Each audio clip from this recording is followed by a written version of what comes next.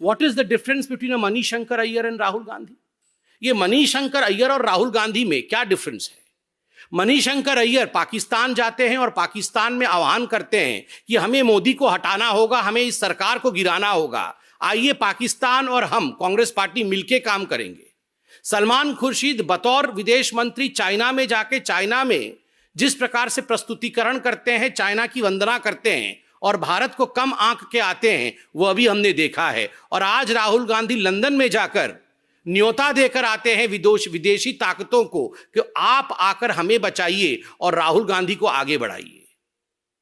This is nothing short of what Mir Jafar did. Mir Jafar ने जो किया था नवाब बनने के लिए, आप सबको पता होगा। मीर जाफर नवाब बनना चाहता था और नवाब बनने के लिए उसने ईस्ट इंडिया कंपनी की मदद ली थी। ईस्ट इंडिया कंपनी हिंदुस्तान में प्रवेश करके मीर जाफर के साथ खड़ी हुई और उसके बाद जो हुआ वो और आप और हम सब जानते हैं, अंग्रेजों का शासन। It would not be an aberration to say that Rahul Gandhi is the present day Mir Jafar of Indian polity. जो उन्होंने लंदन में किया है वो ठीक वही किया है। शहजादा नवाब बनना चाहता है और शहजादे ने ईस्ट इंडिया कंपनी की मदद मांगी है नवाब बनने के लिए कि तुम मुझे नवाब बनाओ, मैं तुम्हें 24 परगना भेंट करूंगा, मैं तुम्हें हिंदुस्तान का एक टुकड़ा भेंट करूंगा। मीर जाफर ने बंगाल में 24 परगना उसने भेंट किया था ईस्ट इंडिया कंपनी को, और उसी 24 परगना के माध्यम से ईस्ट इंडिया कंपनी और अंग्रेजी हुकूमत हिंदुस्तान में प्रवेश करती है। History repeats itself. The present day Mir Jafar of Indian polity, Rahul Gandhi, has to apologize. Mir Jafar को माफी मांगनी ही पड़ेगी, इसका कोई दूसरा और विकल्प नहीं है।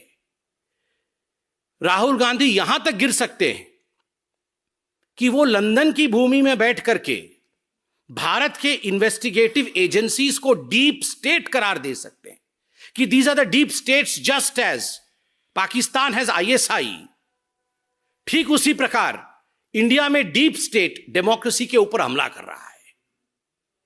राहुल गांधी जो प्रेजेंट डे मीर जाफर है वो यहां तक गिर सकते हैं कि लंदन में बैठकर वो कह सकते हैं कि जो इंडियन इंस्टीट्यूशंस है जिसका रोल डेमोक्रेसी को प्रोटेक्ट करना है, चाहे वो मीडिया हो चाहे वो जुडिशियरी हो, ये आज कॉन्स्ट्रेन्ड है, ये आज उन्मुक्त नहीं है, मुक्त नहीं है।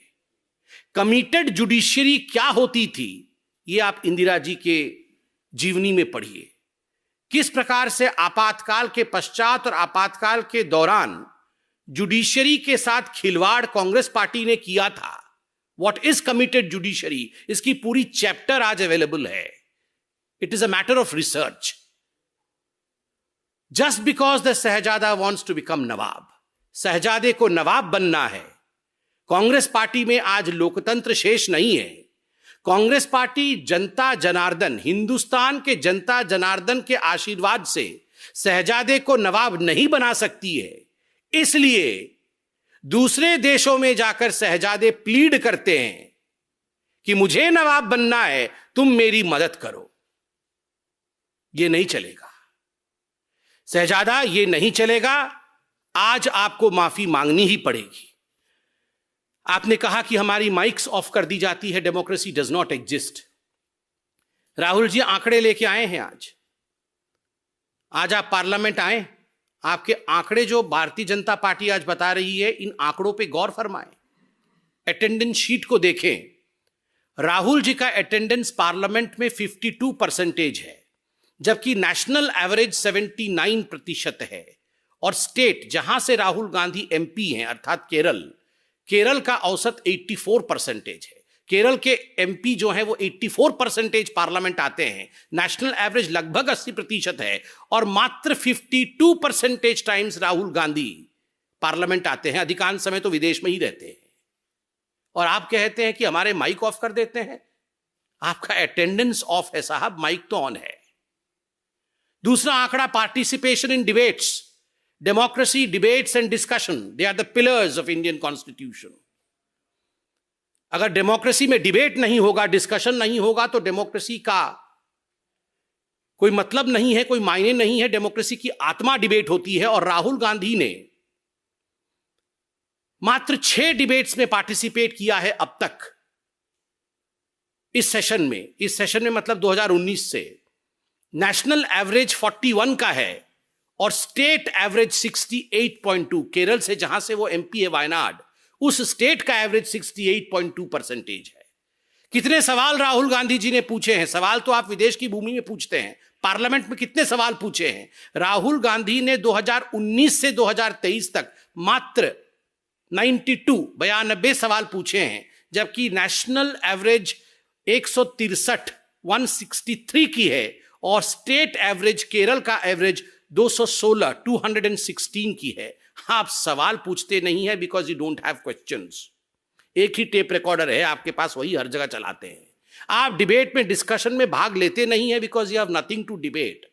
You don't participate in the parliament. आपकी अटेंडेंस यहां सबसे कम है because you feel that unfortunately, quote unquote, unfortunately you are a member of parliament. वो तो एक बगल में जयराम रमेश बैठे रहते हैं जो कान में बोलते रहते हैं, वरना उनके मुख से तो सच निकल ही गया था कि unfortunately I am a member of parliament. Fortunately I love travelling. Fortunately वो एक फॉरेन कंट्री के टूरिस्ट के रूप में देखे जाते हैं। उनको अगर बोला जाए कि सबसे बड़ा फॉर्च्यून क्या है, तो सबसे बड़ा फॉर्च्यून वो कहेंगे हिंदुस्तान के विरोध में विदेश में बोलना, ये सबसे बड़ा फॉर्च्यून है। And unfortunately I am a member of parliament. तो स्वाभाविक रूप से ये आंकड़े राहुल गांधी जी के हैं।